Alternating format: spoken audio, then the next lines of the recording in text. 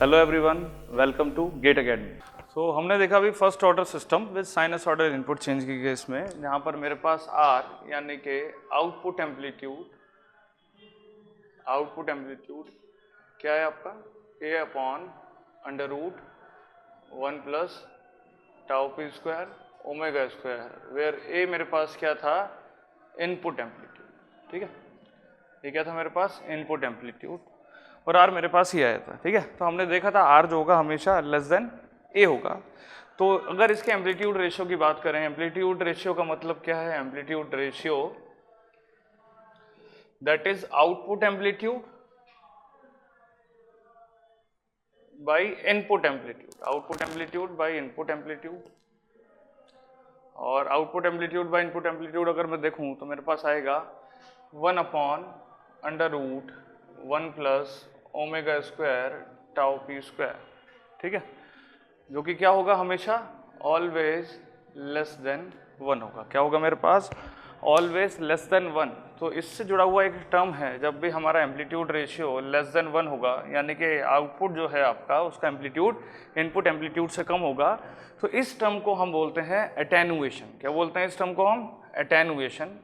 ठीक है, एटेनुएशन। तो एटेनुएशन का बेसिकली मतलब क्या है, क्या केवल हम इसको इस वर्ड को, इस टर्म को केवल प्रोसेस डायनेमिक्स कंट्रोल में इस्तेमाल कर सकते हैं या किसी भी जगह इसको यूज़ कर सकते हैं? तो बेसिकली एक वर्ड है ये, जिसका मतलब क्या है कि जहाँ पर किसी भी तरह का कंटिन्यूस लॉस है आपका इंटेंसिटी के अंदर, कहाँ पर, आउटपुट में। ठीक है, तो अगर मैं इसकी डेफिनेशन पे ध्यान दूँ तो इसकी डेफिनेशन जो है आपकी, attenuation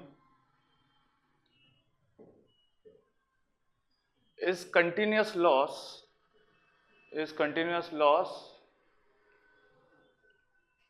in intensity, continuous loss in intensity in any kind of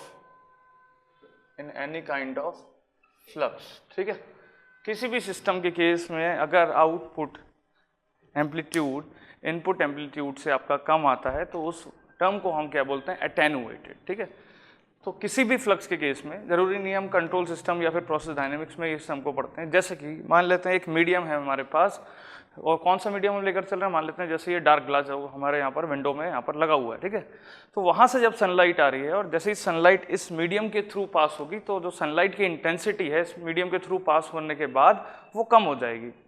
तो उस केस में भी हम सनलाइट जो है, यहाँ पर एक एग्जांपल है सनलाइट थ्रू डार्क ग्लासेस, ये एक एग्जांपल है। और दूसरा एग्जांपल की अगर हम बात करें तो जैसे हमारे पास अगर वाटर मीडियम है, वाटर मीडियम के थ्रू अगर साउंड को पास कराते हैं तो वाटर मीडियम में साउंड की इंटेंसिटी क्या हो जाएगी, कम हो जाएगी। तो इसका वो भी एक एग्जांपल है। हाँ, इस हम टर्म को अपनी स्टडी से रिलेट कर सकते हैं, जैसे कि हमारे पास first order system with sinusoidal input change के केस में आया था। क्लियर है? तो एग्जाम्पल की अगर मैं बात करूँ, एटेनुएशन की एग्जाम्पल की बात करूँ तो क्या है मेरे पास, सनलाइट थ्रू डार्क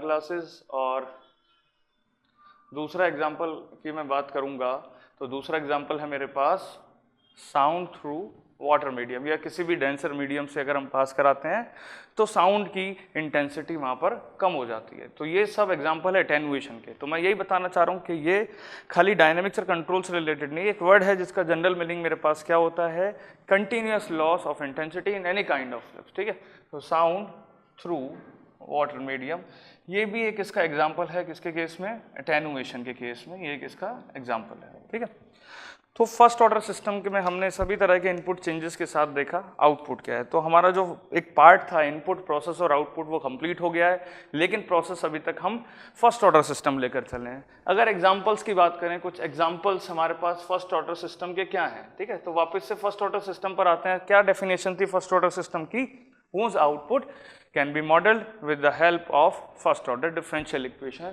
तो मेरे पास examples of first order system क्या होगा, example of first order system में सबसे पहला हम एग्जाम्पल जो स्टडी करेंगे, जो कि बहुत ही ज़्यादा इम्पॉर्टेंट भी है, और शुरुआत में हम लेकर चल रहे हैं यहाँ पर मरकरी थर्मोमीटर। क्या लेकर चल रहे हैं हम, मरकरी थर्मोमीटर। पहला एग्जाम्पल है यहाँ पर मरकरी थर्मोमीटर।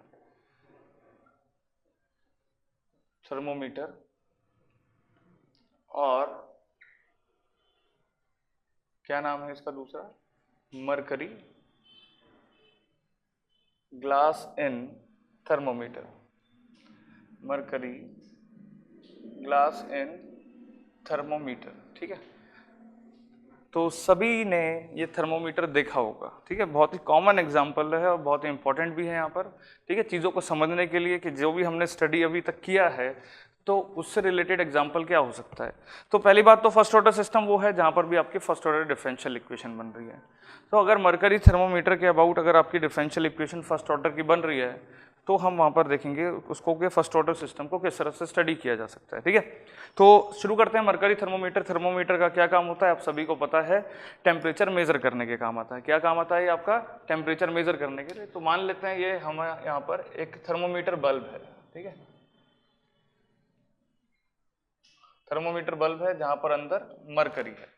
तो मैकेनिज्म की बात करें, मरकरी थर्मोमीटर काम किस तरह से करता है, तो मरकरी थर्मोमीटर आपका इस तरह से काम करता है कि जैसे ही वो टेम्परेचर यानी कि यहाँ पर किसी भी लिक्विड का, किसी भी बॉडी का टेम्परेचर उसको सेंस करना होता है तो हम वहाँ पर उसके बल्ब को टच कराते हैं, और जैसे बल्ब को टच कराते हैं तो बॉडी से या किसी लिक्विड से थर्मोमीटर बल्ब के अंदर हीट ट्रांसफर होता है, और उस हीट ट्रांसफर की वजह से मरकरी ऊपर की तरफ चलना शुरू कर देता है, ठीक है। तो उसका जो पारा बढ़ने लगता है धीरे धीरे, जिसको हम बोलते हैं, तो जहाँ पर भी जाकर वो रुकेगा यानी कि ज़्यादा ऊपर जाएगा, ज़्यादा अगर वो यानी कि जो मरकरी है ग्लास के अंदर, थर्मोमीटर के अंदर, वो ज़्यादा ऊपर तक जाएगा जब वहाँ पर ज़्यादा हीट ट्रांसफर होगा। ज़्यादा हीट ट्रांसफर कब होगा? जब वहाँ पर हाई टेम्परेचर है, यानी कि अगर वो हाई टेम्परेचर को रिकॉर्ड करना चाहता है तो उतना ही ऊपर उसका मरकरी लेवल जाता है, ठीक है। तो ये हमने यहाँ पर केस लेकर चल रहे हैं कि एक बल्ब है और मरकरी थर्मोमीटर, ये बल्ब है यहाँ पर, और यहाँ पर जिसका भी हमें टेम्परेचर मेजर करना है, मान लेते हैं एक लिक्विड है जिसका हमें टेम्परेचर मेजर करना है, और इस टेम्परेचर के अंदर हमने ये मरकरी थर्मोमीटर इंसर्ट किया हुआ है, डिप किया हुआ है, ताकि इसको हम रिकॉर्ड कर सकें। और लिक्विड और थर्मोमीटर बल्ब के बीच में एक फिल्म बन रही होगी। क्या बन रही होगी? यहाँ पर एक फिल्म बन रही होगी, एक फिल्म बन रही होगी, ठीक है। अब बात आती है कि लिक्विड का जो टेम्परेचर होगा क्या वो एग्जैक्ट मेजर करके बताएगा? अब आप खुद सोच के देखिए, जब बचपन में आपको फीवर होता था, हालांकि अब तो डिजिटल थर्मोमीटर आ गए लेकिन पहले मरकरी थर्मोमीटर आते थे, तो जब हम मरकरी थर्मोमीटर यूज़ करते थे, जैसे ही हमें फीवर होता था तो हम उसको अपने बॉडी पार्ट से टच कराते थे, तो क्या होता था वहाँ पर वो राइज करने लगता था मरकरी लेवल। क्या जो आपके बॉडी का टेम्परेचर है क्या वो एग्जैक्ट टच करते ही बता देता था? वो बिल्कुल एग्जैक्ट टच करके ही नहीं बताता था। It need some time to get settle. जो हमारे पास वैल्यू थी आउटपुट की, रेस्पॉन्स की, वो एक पर्टिकुलर टेम्परेचर के पास रुकने के लिए उसको थोड़ा टाइम चाहिए होता था। जी हाँ, मैं यहाँ पर बात कर रहा हूँ आपका टाइम कांस्टेंट से रिलेटेड, यानी कि आपका जो मरकरी है, जो मरकरी थर्मोमीटर है, जो सिस्टम है हमारे पास, वो किस तरह से रेस्पॉन्स कर रहा है, किस तरह से आपका आउटपुट शो कर रहा है। तो यहाँ पर मैं एक लिक्विड लेकर चल रहा हूँ, और ये जो लिक्विड है, लेट्स से लिक्विड, इसका जो एक्चुअल टेम्परेचर है उसको मैं मान के चल रहा हूँ यहाँ पर xt, और ये जो रिकॉर्ड करके बताएगा ये x बताएगा या नहीं बताएगा, इसी बात की हम स्टडी करने जा रहे हैं फर्स्ट ऑर्डर सिस्टम में। तो लेट्स से ये आपका xt है और ये हमारे पास yt है, ठीक है। तो हम यहाँ पर लेकर चल रहे हैं, let xt be the temperature of xt be the temperature of flowing liquid, ठीक है। क्या है हमारे पास? xt, temperature of flowing liquid, और इस टेम्परेचर को मैं रिकॉर्ड करना चाहता हूँ तो मेरे पास रीडिंग क्या आ रही है? वो x नहीं आ रही है, वो y आ रही है, ठीक है। x नहीं आ रही है, वो y आ रही है। yt क्या है? Let's say yt is the temperature recorded by thermometer, ठीक है।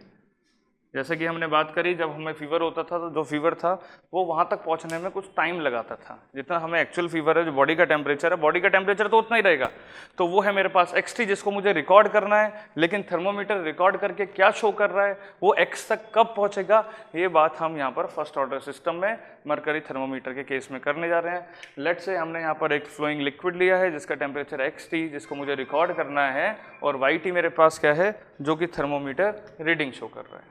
yt क्या है मेरे पास? जो थर्मोमीटर रीडिंग शो कर रहा है। लेकिन इससे पहले, इसको पढ़ने से पहले मुझे कुछ एजम्पशंस लेने पड़ेंगे। वो एजम्पशन क्या है मरकरी थर्मोमीटर को पढ़ने के लिए, इसकी हम बात करेंगे, ठीक है। तो ये जो हमने इधर रेड लाइन से, रेड डॉटेड लाइन से बनाया है, तो ये बेसिकली मेरे को क्या बता रहा है, ये फिल्म के बारे में बता रहा है। क्या बता रहा है, फिल्म। और ये फिल्म कहाँ पर है आपका, between thermometer bulb and liquid, between thermometer bulb and flowing liquid. Thermometer bulb और फ्लोइंग लिक्विड के बीच में ये जो रेड डॉटेड लाइन है, ये मेरे को बताएगा किसी फिल्म के बारे में, ठीक है। तो इस फिल्म के अबाउट अब बात करते हैं कि यहाँ पर हमारे पास एजम्पशन क्या है मरकरी थर्मोमीटर के केस में, जो इसको फर्स्ट ऑर्डर सिस्टम बनाते हैं। इसको फर्स्ट ऑर्डर सिस्टम बनाने के लिए हमारे पास कुछ एजम्पशन है जो हमने यहाँ पर मान के चले हैं, ठीक है, जो कि मरकरी थर्मोमीटर स्टडी के केस में हमें लेकर चलने होते हैं, जैसे कि रेजिस्टेंस और दूसरा है कैपेसिटेंस। यहाँ पर रेजिस्टेंस और कैपेसिटेंस की बात करेंगे। तो रेजिस्टेंस क्या है, हम यहाँ मान के चलते हैं कि रेजिस्टेंस सारा का सारा केवल इस फिल्म में है, इस लिक्विड फिल्म में है, इस रेड डॉटेड लाइन में है, जो बल्ब और फ्लोइंग लिक्विड के बीच में है, ठीक है। जो बल्ब और फ्लोइंग लिक्विड के बीच में है, ये मेजर हमारे एजम्पशन है। सबसे पहला एजम्पशन मेरे पास क्या है इस स्टडी के लिए,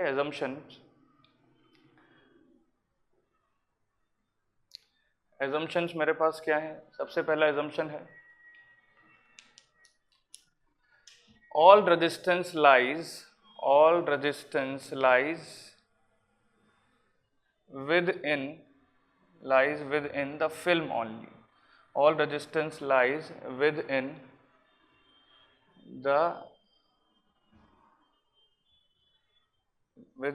film only,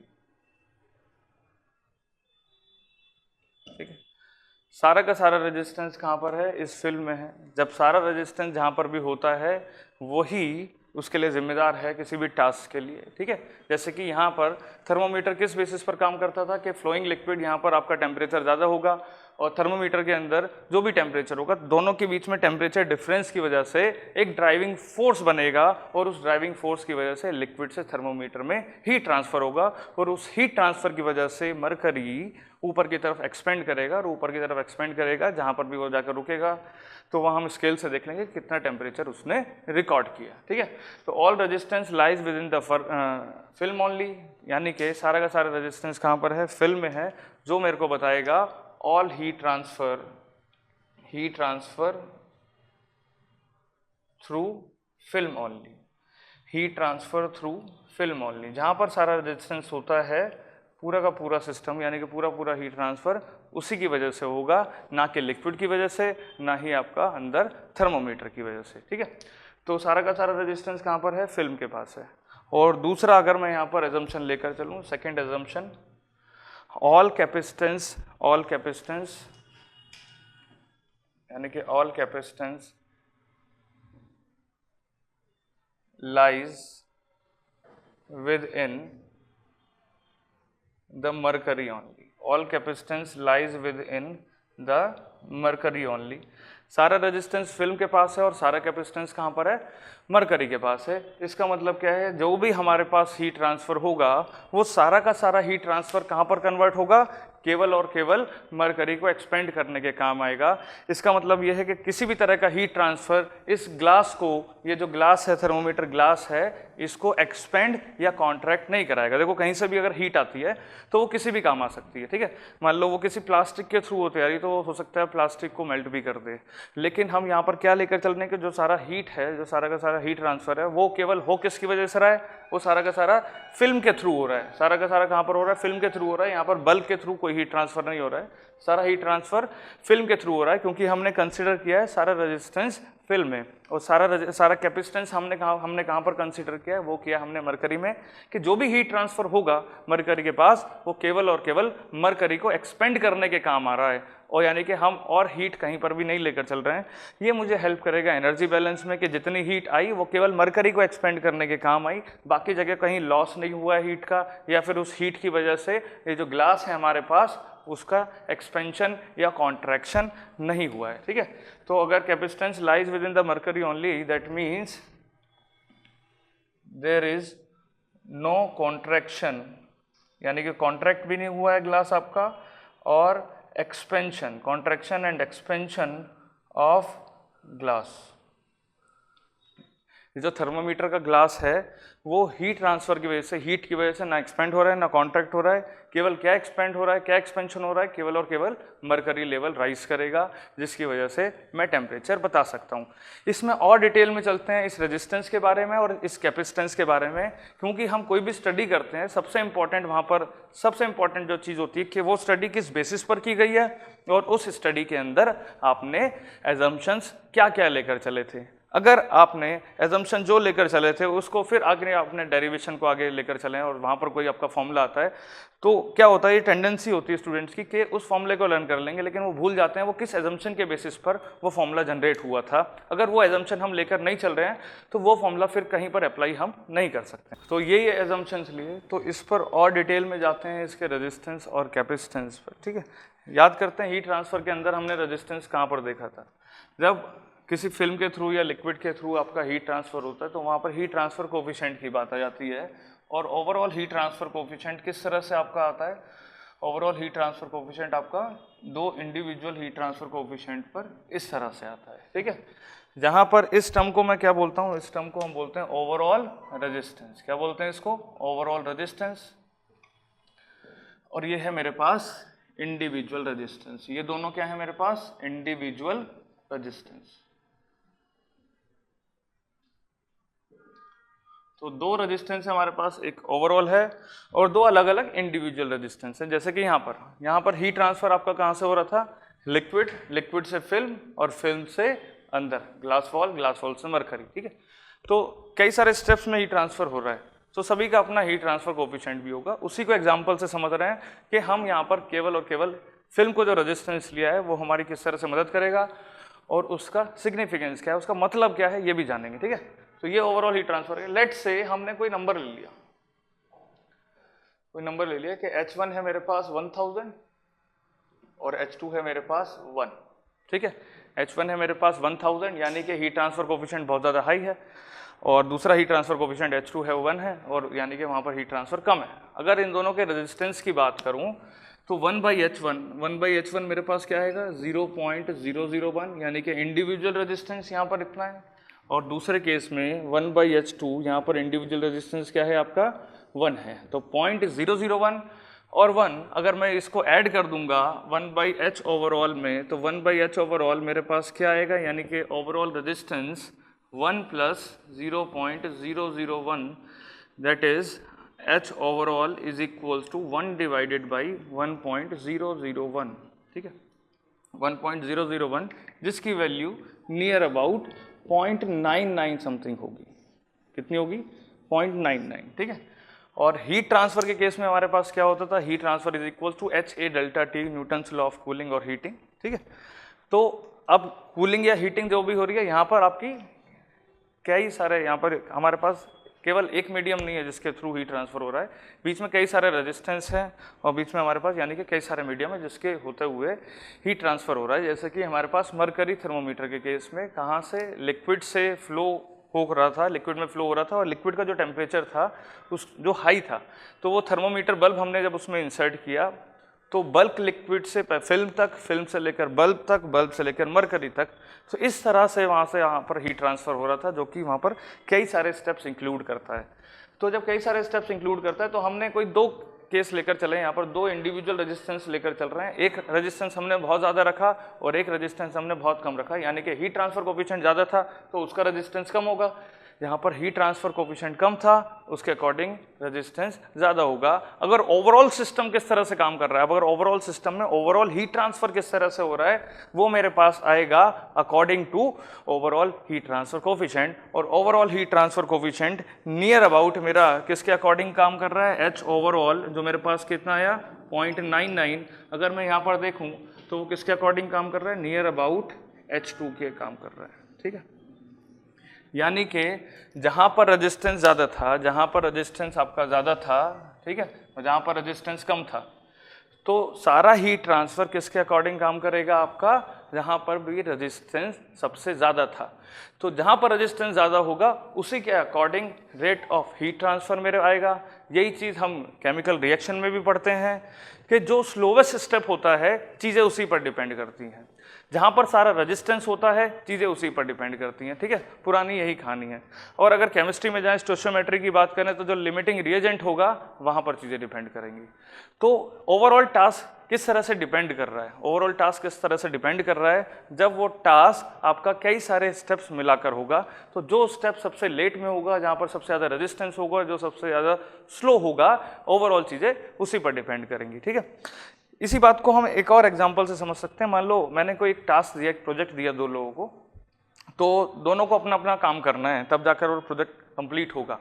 तो एक बच्चे को 50% करना है और दूसरे बच्चे को भी 50% वो प्रोजेक्ट करना है, लेकिन एक उसमें बहुत शार्प है और बहुत ज़्यादा फास्ट है, उसने जल्दी से अपना 50% कंप्लीट कर लिया, और दूसरे वाले ने उस अपने काम को करने में बहुत ज़्यादा टाइम लगा दिया। तो वो पूरा टास्क और वो पूरा प्रोजेक्ट तब तक कंप्लीट नहीं माना जाएगा जब तक वो दोनों का मिलाकर ख़त्म ना हो जाए, दोनों का हिस्सा। तो वो जो टास्क है वो किस पर डिपेंड करेगा, वो सेकंड स्टूडेंट पर डिपेंड करेगा जो थोड़ा स्लो है, ठीक है, जो धीमे काम कर रहा है। तो यहाँ पर भी ओवरऑल चीज़ें किस पर डिपेंड करेंगी, जहाँ पर रेजिस्टेंस ज़्यादा है या फिर जहाँ पर भी स्टेप आपका सबसे स्लो होगा, जो स्टेप आपका सबसे स्लो होगा उस पर डिपेंड करेंगी। इसका मतलब यहाँ पर जो भी आपका हीट ट्रांसफ़र हो रहा है वो किस वजह से हो रहा है, केवल और केवल फिल्म के थ्रू हो रहा है। ये हमारा पहला एजम्पशन था। और जब फिल्म के थ्रू सारा हीट ट्रांसफ़र हो रहा है और वो हीट ट्रांसफ़र किस काम में आ रहा है, वो हम देखेंगे यहाँ पर कैपेसिटेंस से, जो हमने कंसिडर किया है कि सारा कैपेसिटेंस कहाँ पर है आपका, सारा का सारा कैपेसिटेंस है मरकरी के पास। ठीक है, तो इस स्टडी को आगे बढ़ाते हैं। यहाँ पर अब हम डिफरेंशियल इक्वेशन फ्रेम करने जा रहे हैं मरकरी थर्मोमीटर के केस में, जिसको हमने एज एन एग्जांपल पढ़ा था, example of first order system. क्या वहाँ पर फर्स्ट ऑर्डर सिस्टम के केस में जो कि फर्स्ट ऑर्डर डिफरेंशियल इक्वेशन बनेगी वो किस तरह से बनेगी, हमें डिफरेंशियल इक्वेशन में क्या करना होता है, किस तरह की डिफरेंशियल इक्वेशन बनानी है, मास बैलेंस से डिफरेंशियल इक्वेशन बनानी है, एनर्जी बैलेंस से डिफरेंशियल इक्वेशन बनानी है, मोमेंटम बैलेंस से डिफरेंशियल इक्वेशन बनानी है। तो ये दूसरा पॉइंट, तो ये दो पॉइंट हमें डिस्कस करने हैं कि कैसे यहाँ पर फर्स्ट ऑर्डर सिस्टम आएगा मरकरी थर्मोमीटर के केस में, जो कि फर्स्ट ऑर्डर सिस्टम का ही एग्जाम्पल है, और दूसरा जब डिफरेंशियल इक्वेशन आएगी तो वो क्या बैलेंस करने के बाद आएगी। रेजिस्टेंस और कैपेसिटेंस हमने तय कर लिए हैं। एज्यूम करने के बाद जब भी इस तरह का सिस्टम होता है, इस तरह का सिस्टम, यानी कि ये जो दो पॉइंट्स हमने इधर लिखे हैं, इस तरह का सिस्टम, यानी कि जब रेजिस्टेंस सारा एक साइड है, इधर है फिल्म है, और कैपेसिटेंस सारा एक साइड है यानी कि मरकरी में, तो इस तरह के सिस्टम को हम बोलते हैं लम्प्ड सिस्टम। क्या बोलते हैं इसको, लम्प्ड सिस्टम।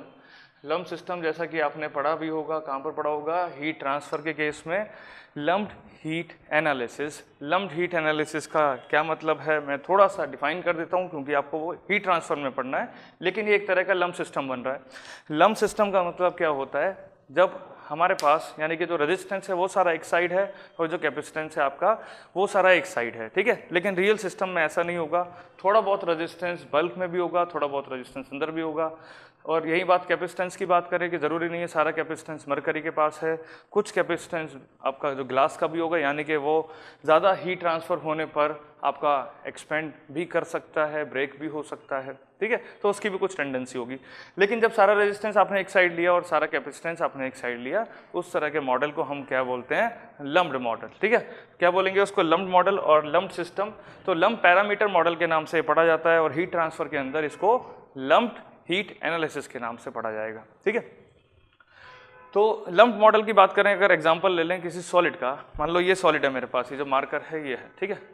अब आपको पता है यहाँ पर मान लो धूप आ रही है इसके ऊपर, ठीक है, सनलाइट आ रही है इधर से, और सनलाइट की वजह से ज़रूरी नहीं है कि इस सोच की पूरी बॉडी है वो यूनिफॉर्मली हीट होगी, यानी कि ज़रूरी नहीं है कि पूरे बॉडी का टेम्परेचर, अगर इस साइड से टेम्परेचर 100 है तो इस साइड से भी टेम्परेचर 100 होगा, ठीक है। ये आप एनालाइज कर सकते हैं कि मान लीजिए इधर से धूप आ रही है तो इधर टेम्परेचर जल्दी राइज करेगा और इधर लेट से राइज करेगा, यानी कि किसी एक बॉडी के लिए पूरी बॉडी पर टेम्परेचर सेम होना ज़रूरी नहीं है, लेकिन लम्प्ड सिस्टम के केस में पूरी बॉडी का टेम्परेचर सेम होता है, ऐसा मान के चलते हैं हम। तो ये एजम्पशन है लम्प्ड मॉडल का, लम्प्ड पैरामीटर मॉडल का, ये बेसिकली एक हाइपोथेटिकल कंडीशन टाइप की है कि ज़रूरी नहीं है आपका कि सिस्टम इस तरह का होगा कि पूरे के पूरे सॉलिड का टेम्परेचर हर पॉइंट पर, यानी कि स्पेस के साथ, डिस्टेंस के साथ चेंज ना हो। हाँ, ये बात ज़रूर है कि मान लीजिए अगर ये T = 0 पर 100 डिग्री सेंटीग्रेड पर है, हर तरफ से, है ना, हर साइड से, तो इसको लम्प पैरामीटर मॉडल बोलेंगे इसको, ठीक है। और मैं ये नहीं कह रहा हूँ कि इसका टेम्परेचर चेंज ही नहीं होगा, टेम्परेचर चेंज होगा इस बॉडी का, लेकिन टाइम के साथ, स्पेस कोऑर्डिनेट या डिस्टेंस के साथ चेंज नहीं होगा, ठीक है, डायरेक्शन के साथ चेंज नहीं होगा, केवल टाइम के साथ। जैसे कि अगर टाइम 0 पर इस बॉडी का टेम्परेचर 100 है और अगर ये कूल हो रहा है तो टाइम अगर बढ़ता है, 0 से ज़्यादा होता है, मान लेते हैं 5 मिनट्स पर, तो 100 से मान लो ये 95 पर आ गया, तो 95 पर जब भी आ गया तब भी पूरे बॉडी का टेम्परेचर 95 होगा हर पॉइंट पर। तो ये लम्प मॉडल आपका होता है, ठीक है। इस स्टडी को आगे बढ़ाते हैं। अब मुझे यहाँ पर डिफरेंशियल इक्वेशन फ्रेम करनी है और वो डिफरेंशियल इक्वेशन होगी आपकी फर्स्ट ऑर्डर सिस्टम की, यानी कि फर्स्ट ऑर्डर डिफरेंशियल इक्वेशन बनेगी।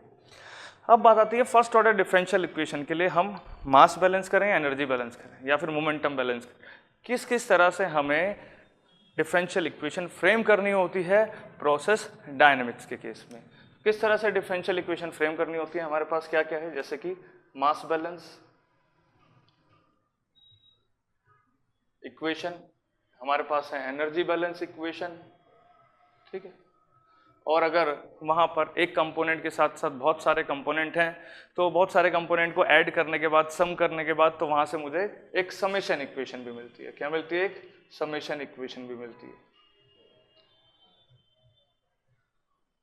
और बात करें अगर वहाँ पर इक्विलिब्रियम भी मेंटेन हो रहा है तो एक इक्विलिब्रियम कंडीशन पर भी इक्वेशन मिलेगी, यानी कि वहाँ पर जो भी सैचुरेशन पॉइंट है, जो इक्विलिब्रियम कर्व अगर वहाँ पर कोई बन रहा है तो उसके करस्पॉन्डिंग भी एक इक्विलिब्रियम इक्वेशन मिलेगी। जैसा कि हम मास ट्रांसफर में देखते हैं, डिस्टिलेशन के अंदर एक इक्विलिब्रियम इक्वेशन अलग है, ऑपरेटिंग लाइन्स हमारी अलग है। तो इक्विलिब्रियम इक्वेशन भी अगर मुझे सॉल्व करनी पड़ सकती है, डिपेंड करता है कि मैं सिस्टम के अंदर किस तरह की डायनामिक्स देख रहा हूँ, सिस्टम के अंदर किस तरह के डायनामिक्स देख रहा हूँ। तो मुझे मास बैलेंस करना है, एनर्जी बैलेंस करना है, समेशन इक्वेशन देखना है, इक्विलिब्रियम इक्वेशन देखना है, ठीक है। तो इस तरह के सिस्टम को हम बोलते हैं मैश इक्वेशन। मैश इक्वेशन किस तरह से, ये मास बैलेंस की वजह से m है हमारे पास, ठीक है, और इक्विलिब्रियम इक्वेशन की वजह से E है, और समेशन इक्वेशन की वजह से S है, और एनर्जी बैलेंस यानी कि एंथैल्पी बैलेंस, इसको हम H। तो इसको एक तरह से मैश इक्वेशन भी बोला जाता है, मैश इक्वेशन, ठीक है। तो ज़रूरी नहीं है कि हर सिस्टम में मुझे ये चारों सॉल्व करनी पड़ेंगी, वो डिपेंड करता है कि कितना कॉम्प्लिकेटेड सिस्टम है और उस सिस्टम के अंदर, उस प्रोसेस के अंदर आप किस किस वेरिएबल की डायनामिक्स देखना चाहते हैं, ठीक है। अब बात आती है कि यहाँ पर इस पर्टिकुलर सिस्टम में जो हमारे पास मरकरी थर्मोमीटर सिस्टम है, वहाँ पर हमें क्या बैलेंस करना है, मास बैलेंस करना है, एनर्जी बैलेंस करना है। ज़रा अब आप खुद सोच के बताइए मुझे यहाँ पर क्या बैलेंस करना है, मैं किस तरह की प्रोसेस की डायनामिक्स पढ़ने जा रहा हूँ।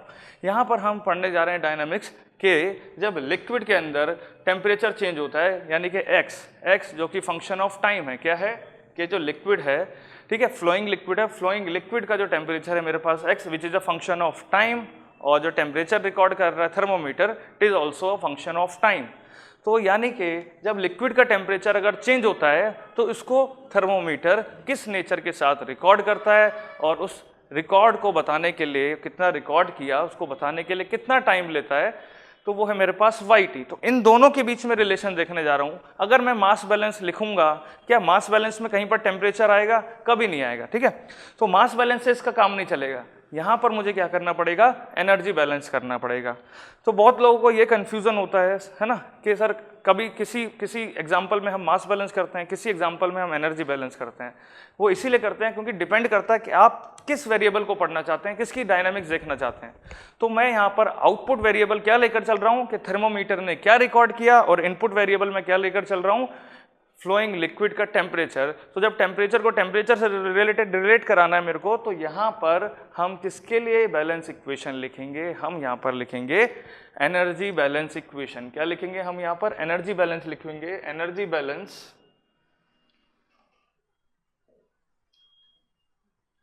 बैलेंस इक्वेशन मेरे पास क्या होगी, ठीक है। तो किसी भी एनर्जी बैलेंस या किसी भी मास बैलेंस को सबसे पहली बात हम किस तरह से लिखते हैं, ठीक है। तो energy flow rate in, energy in plus energy generation, ये सब मेरे पास लेफ्ट साइड में आ गया इनपुट में। इन कितना एनर्जी इन हुआ, कितना जनरेट हुआ, is equals to energy out plus energy disappear plus energy accumulation, plus energy accumulation यानी कि कितनी एनर्जी आपकी एक्यूमुलेट हुई। तो ये हमने जनरल बैलेंस इक्वेशन लिख दी है, चाहे आप इसको मास के केस में लिखिए, चाहे आप इसको आप एनर्जी के केस में लिखिए, हमेशा ऐसा ही रहेगा। इन कितना इन आ रहा है, कितना जनरेट हो रहा है, कितना आउट हुआ, कितना डिसअपियर हो रहा है, और साथ में एक्यूमुलेशन। तो ये जितना भी इन हुआ वो इन फॉर्म्स में कन्वर्ट हो सकता है अगर हम कोई लॉस वगैरह लेकर नहीं चल रहे हैं तो, ठीक है।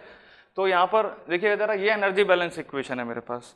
अब बात आती है कि मास बैलेंस इक्वेशन लिखना होता तो उसकी क्या फॉर्म होती, वो भी सही फॉर्म सेम फॉर्म में होता, बस एनर्जी की जगह हम उसको मास लिख देते हैं। Mass in plus mass generation is equals to mass out plus mass disappearance plus mass accumulation, ठीक है। तो यहाँ पर हमने एनर्जी बैलेंस इक्वेशन लिखा है। जब एनर्जी बैलेंस इक्वेशन मैंने इधर लिख दिया है, अब बात आती है कि जनरेशन और डिसअपियरेंस क्या होगा इस केस में।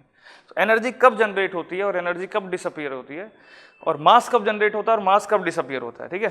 तो जनरेशन और डिसअपियरेंस तब होता है जब वहाँ पर कोई रिएक्शन हो रही हो। जब वहाँ पर कोई रिएक्शन है यानी कि एंडोथर्मिक या एक्सोथर्मिक रिएक्शन है, तो एंडोथर्मिक के केस में हमारे पास एनर्जी डिसअपियर होगी और एक्सोथर्मिक के केस में एनर्जी मेरी जनरेट होती है।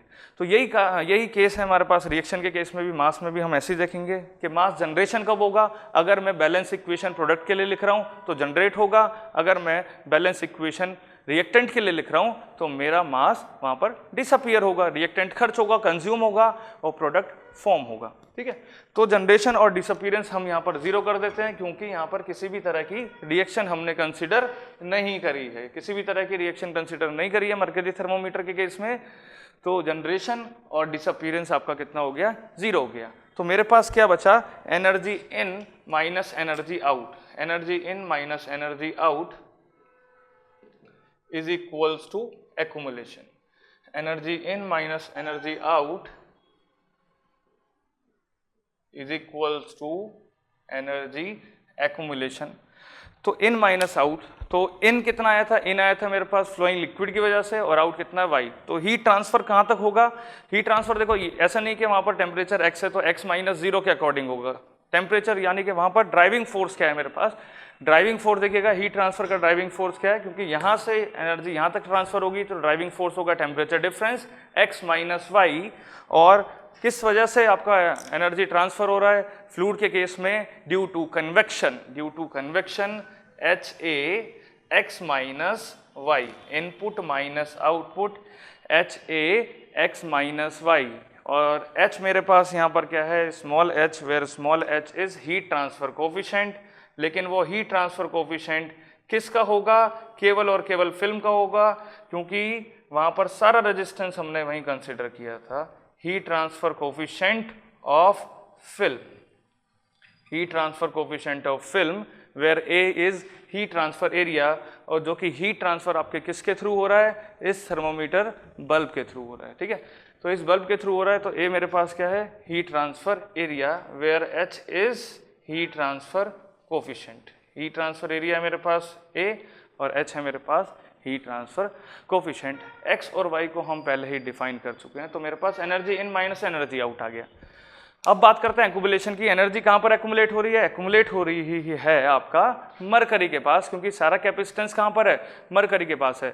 और उस एनर्जी को वो कन्वर्ट करेगा मरकरी को एक्सपेंड कराने में, और मरकरी के जब एक्सपेंड करेगा तो उसके एक्यूमुलेशन के केस में हम क्या लिखेंगे, accumulation is equals to mCp dt by dt, mCp, ठीक है, dt बाई dt यानी कि टेम्परेचर बाई टाइम, और मरकरी का टेम्परेचर कितना है वो जो रिकॉर्ड करके बता रहा है, mCp dy by dt, mCp dy by dt मेरे पास ही आ गया। जब मैंने एनर्जी बैलेंस इक्वेशन लिखी तो x और y के बीच में एक रिलेशन आ गया in form of differential equation, जिसको आप क्लियरली देख सकते हैं कि ये फर्स्ट ऑर्डर डिफरेंशियल इक्वेशन है। क्या है आपका ये फर्स्ट ऑर्डर डिफरेंशियल इक्वेशन, जो मेरे पास आया HA x minus Y is equals to mCp dy by dt, ठीक है, जिसको हम रिलेट करेंगे, किससे रिलेट करेंगे, फर्स्ट ऑर्डर डिफरेंशियल इक्वेशन से। जो फर्स्ट ऑर्डर डिफरेंशियल इक्वेशन मेरे पास क्या थी,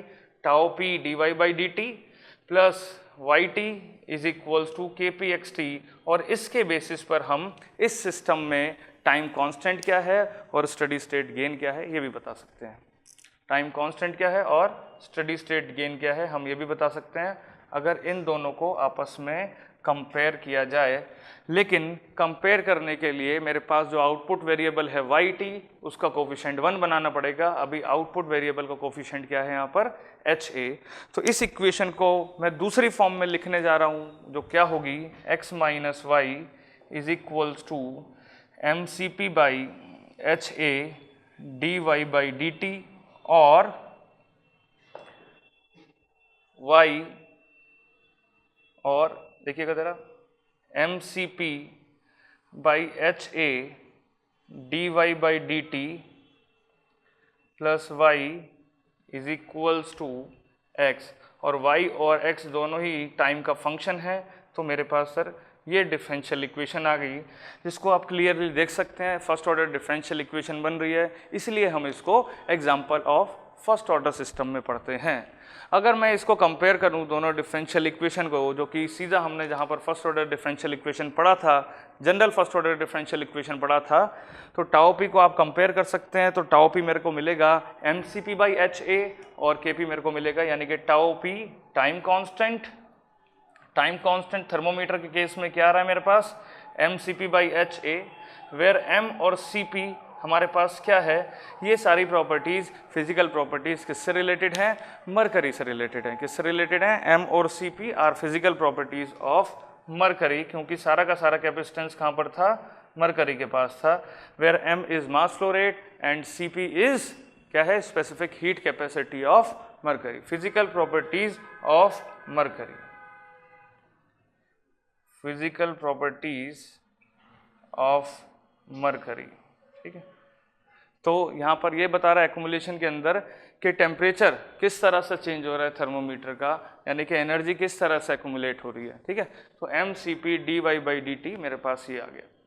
तो टाउ पी को मैंने इधर कंपेयर किया यानी कि टाइम कांस्टेंट थर्मोमीटर के केस में मिला mcp बाई ha और स्टडी स्टेट गेन की अगर बात करें, steady state gain is equals to कितना आ गया, यहाँ पर देखिए कोफिशिएंट कितना है, यहाँ पर कोफिशिएंट है 1, तो 1 कोफिशिएंट है तो गेन मेरे पास कितना आ गया, यहाँ पर 1 अगर मैं मल्टीप्लाई कर दूं तो उससे कोई फर्क नहीं पड़ेगा, लेकिन गेन क्या बता रहे हैं यहाँ पर 1 है।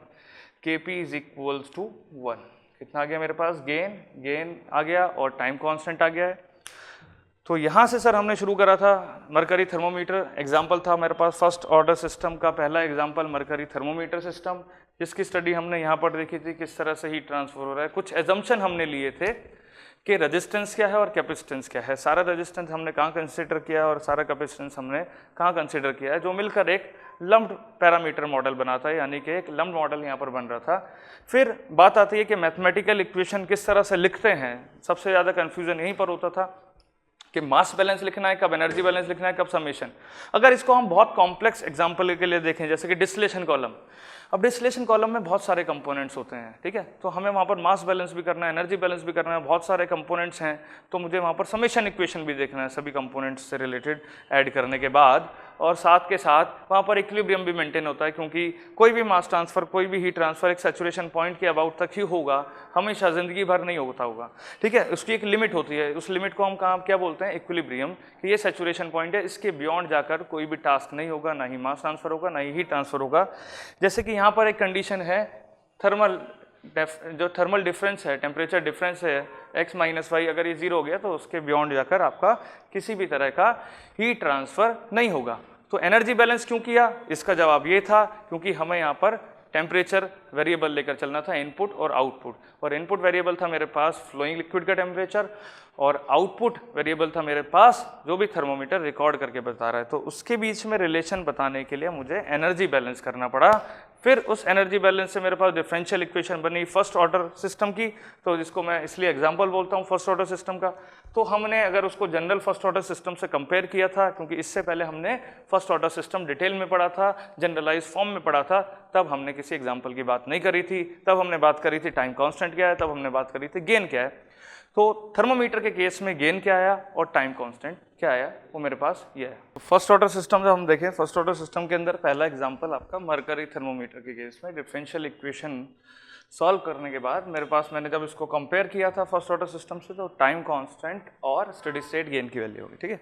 फर्स्ट ऑर्डर सिस्टम की अगर बात करें तो फर्स्ट ऑर्डर सिस्टम का ट्रांसफर फंक्शन मेरे पास क्या था, Y S by x S is equals to K P divided by 1 plus tau P S. लेकिन अगर इसी फर्स्ट ऑर्डर के लिए हम मरकरी थर्मोमीटर की बात करते हैं, यानी कि जो एक मेरे पास एग्जाम्पल था फर्स्ट ऑर्डर सिस्टम का, तो केपी और टाउ पी की वैल्यू मेरे पास क्या क्या आई थी, केपी 1 था मेरे पास और टाउ पी क्या था, एमसीपी बाई एच ए। तो मैं इस ट्रांसफर फंक्शन को मरकरी थर्मोमीटर के केस में क्या लिख सकता हूँ, y S by x S is equals to 1 divided by 1 plus tau P S. ठीक है, हमने डायरेक्ट ट्रांसफर फंक्शन लिख दिया। आया कहाँ से था ट्रांसफर फंक्शन, अगर आपको याद होगा कि जब हमने इस इक्वेशन को, यानी कि ये जो मेरे पास इक्वेशन आई है, यानी कि ट्रांजिएंट रिस्पॉन्स माइनस इसी इक्वेशन को जब मैं स्टडी स्टेट पर लिखूंगा तो डेविएशन वेरिएबल के टर्म्स में चीज़ आएंगी, और फिर उन डेविएशन वेरिएबल का जब लाप्लास लूंगा तो मेरे को ट्रांसफर फंक्शन मिलता था। तो यहाँ पर ट्रांसफर फंक्शन की हमेशा फर्स्ट ऑर्डर सिस्टम के केस में किस तरह की फॉर्म बनती थी, ये फॉर्म मेरे पास आई थी इस पर्टिकुलर केस में। लेकिन केपी जो है वो मेरी वैल्यू क्या है यहाँ पर 1, किस केस में, मरकरी थर्मोमीटर के केस में। तो ये ट्रांसफर फंक्शन है मेरे पास, transfer function of mercury thermometer. Mercury thermometer के केस में मेरे पास ट्रांसफर फंक्शन आया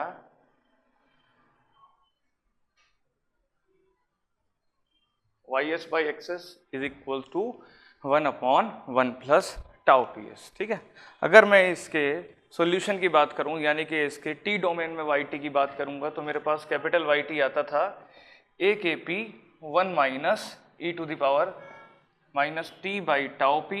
लेकिन ये कब था, first order with step input change के केस में। कब आता था मेरे पास ये, first order with step input change, हमेशा नहीं आता था। ठीक है, तो जो लोग याद कर लेते हैं इसको कि फर्स्ट ऑर्डर सिस्टम के केस में ये रेस्पॉन्स आएगा, वो कहाँ पर आता था, स्टेप इनपुट चेंज के केस में, स्टेप इनपुट चेंज।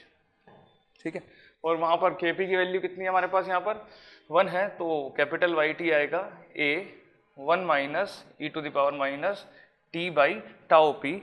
जब मरकरी थर्मोमीटर के केस में आपका स्टेप इनपुट चेंज है तो मेरे पास रेस्पॉन्स के अंदर डेविएशन इसके अकॉर्डिंग मिलेगा। ठीक है, रेस्पॉन्स के अंदर डेविएशन इसके अकॉर्डिंग मिलेगा। अगर मैं एग्जांपल की बात कर रहा था first order system mercury thermometer, उसमें कोई न्यूमेरिकल देखते हैं। एक न्यूमेरिकल मैंने आपके लिए यहाँ पर लिखा हुआ है, क्वेश्चन है, और वो क्वेश्चन है आपका, the thermometer having a time constant of 0.1 minute is at steady state temperature 90 degree Fahrenheit at t equals to 0 the thermometer is placed in a liquid maintained at 100 degree Fahrenheit. ठीक है, full stop. Determine the time needed for the thermometer to reach 98 Fahrenheit. ठीक है, जैसे मैंने आपको बताया था, इस क्वेश्चन को अगर हम अपनी बॉडी के ऊपर देखें कि जैसे मान लो मेरे को फीवर है 100, तो थर्मोमीटर को कितना टेम्परेचर रिकॉर्ड करना चाहिए 100, लेकिन 100 तक वो कितने टाइम में पहुंचेगा, है ना, वो कुछ टाइम लेगा। और थर्मोमीटर अगर बहुत ही स्लो रेस्पॉन्स शो करता है तो 100 तक पहुंचने में उसको बहुत ज़्यादा टाइम लग जाएगा। तो स्लो रेस्पॉन्स करता है या फास्ट रेस्पॉन्स करता है, वो मेरे को कौन बताता था, वो पता था टाइम कांस्टेंट। ठीक है, टाइम कांस्टेंट आपको दे रखा है 0.1 मिनट इधर। तो यहाँ पर जब कोई लिक्विड है हमारे पास जिसका टेम्परेचर 100 डिग्री फ़ारेनहाइट है, उसको मैं मेज़र करना चाहता हूँ थर्मोमीटर से, तो वो 100 एक बार में नहीं पहुँचेगा। ठीक है, धीरे धीरे करके 100 तक पहुँचेगा, यानी कि उसका आउटपुट, उसका रेस्पॉन्स एक बार में 100 पे नहीं जाएगा। तो 100 से पहले 98 भी होगा, 100 से पहले 99 भी होगा। तो वो ये पूछ रहा है 98 पर जब पहुंचा होगा तो वो टाइम कितना लगा, है ना, कितना टाइम उसको लगा 98 तक पहुंचने में। ठीक है, वापस से देखिएगा, thermometer having a time constant of 0.1 minute, तो जो वैल्यूज मेरे को यहाँ पर साफ साफ दिख रही है ना, इसको लिख सकते हैं। ये क्या मेरे को टाउ पी दे रखा है 0.1। ठीक है, इस बात से मुझे ये पता लगा at steady state temperature 90 Fahrenheit at t equals to 0। t equals to 0 पर 90 फ़ारेनहाइट था, t इक्वल्स टू 0 पर 90 फ़ारेनहाइट था। और अगर हम बात करें इनपुट की, तो इनपुट मेरे पास क्या होगा, लिक्विड का टेम्परेचर, लिक्विड का टेम्परेचर किस तरह से चेंज हुआ, और आउटपुट मेरे पास क्या होगा, थर्मोमीटर की रीडिंग, थर्मोमीटर की रीडिंग में किस तरह के चेंजेस आए। ठीक है, तो यहाँ पर इनपुट और आउटपुट अगर मैं यहाँ बनाता हूँ, देखिएगा जरा इनपुट में किस तरह का चेंज है। यहाँ पर इनपुट के अंदर 90 से 100 हो गया t इक्वल्स टू 0 पर, और किस तरह से चेंज हुआ है 90 से 100 पर, ये 90 है t इक्वल्स टू 0 पर, और वहाँ से 100 पहुँच गया कहाँ पर, xt के केस में। xt के केस में कितना हो गया, 90 से 100 पहुँच गया इनपुट के अंदर। ठीक है, और ये सारी कहानी कहाँ पर हुई, t इक्वल्स टू 0 पर, यानी कि उसको होने में टाइम नहीं लगा, उसको होने में टाइम नहीं लगा। तो ये किस तरह का चेंज है आपको दिख रहा है, ये एक सडन चेंज है। और सडन चेंज का मतलब क्या होता है, step input function. t equals to 0 पर 90 से 100 हो गया। अगर वो ये बोलता है कि t इक्वल्स टू 0 पर 90 से चेंज होना स्टार्ट हुआ था और 100 पहुंचा 5 मिनट में, 100 पहुंचा 5 मिनट में, तो वो इस तरह का कोई लीनियर फंक्शन मेरे को देखने को मिल रहा होता, तो फिर वहां पर वो स्टेप इनपुट चेंज नहीं कहलाता। ठीक है, फिर वहां पर वो स्टेप इनपुट चेंज नहीं कहलाता। तो ये 90 से 100 पर पहुंच गया है आपका, 90 से 100 पर पहुंच गया है t इक्वल्स टू 0 पर। तो कितने यूनिट्स का चेंज हुआ, अगर मैं यूनिट्स की बात करूं तो यूनिट्स का चेंज यानी कि capital a step input change है, ये तो क्लियरली समझ में आया क्योंकि सडन चेंज था। कैपिटल ए की बात करें तो कैपिटल ए होगा मेरे पास यहाँ पर 100 माइनस 90 यानी कि a is equals to 10 units का चेंज हुआ है। कितने यूनिट्स का चेंज हुआ है यहाँ पर, 10 स्टेप यूनिट्स का चेंज हुआ है। और वो किस तरह का चेंज है यहाँ पर, सडन चेंज है। जब 10 यूनिट्स का चेंज हुआ है, सडन चेंज है और स्टेप इनपुट है यहाँ पर, तो कैपिटल YT में क्या असर पड़ेगा, कैपिटल YT में क्या असर पड़ेगा देखिएगा जरा। अगर यहाँ पर हम YT की बात करें, कैपिटल YT, तो कैपिटल YT क्या है मेरे पास, रेस्पॉन्स किसी भी टाइम पर, किसी भी इंस्टेंट पर, माइनस स्टडी स्टेट रेस्पॉन्स।